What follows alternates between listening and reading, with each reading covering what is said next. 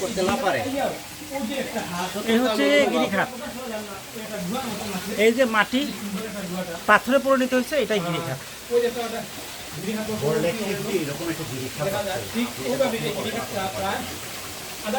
আমরা সামনে যাচ্ছি দাদা, উঠো দোকান।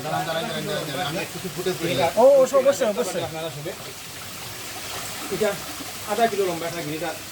সামনে আরো ভয়ঙ্কর জায়গাটা।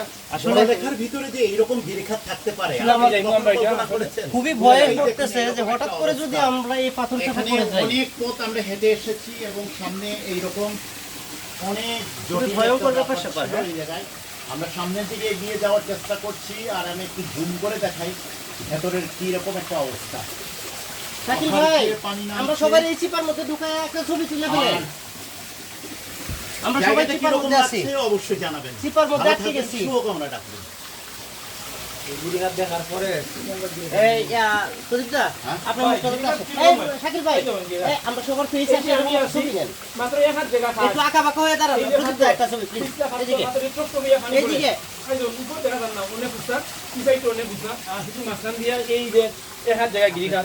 যদি মনে করেন এটা বৃষ্টি হয়েছে, এটা ধন্যবাদ ধন্যবাদ। তখন এই দিকটি কিন্তু আমার জন্য আমরা ওখানে বাসিয়া নিব গিয়া।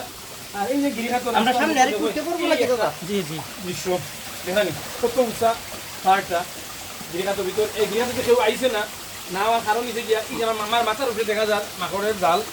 মাকড়ের জালে বোঝা যায় যে এই গিরিখাতে কেউ আইছে না। হ্যালো শ্রীমঙ্গল এবং নেক্সট ডেকোরেশন গ্রুপে প্রথম আমরা আইছি এই গিরিখাতে। দেখতে পারতাম কত সুন্দর একটা গিরিখাত। গুরুজি সত্যি আপনারা খুব মিস করি। আর বল্লাখাতি লাগ মানে যে গিরিখাত আছে, এটা আসলে কল্পনা করা যায় না। এটা জটিল একটা জায়গা, জটিল একটা জায়গা। গুরুজি আপনি তো আইলা না, আর ও ভিডিও দেখে আপনি পস্তাইবা আর কি। আপনি কিন্তু আইছেন না, না এটা খুব বেশি মিস করছি আপনারে। আপনিও যে দৃশ্যটা মিস করছেন, আসলে এটা আপনি আর পাইতেন না। এটা গিরিখাত পড়লে এটা প্রায় 1/2 কিলোমিটার লম্বা।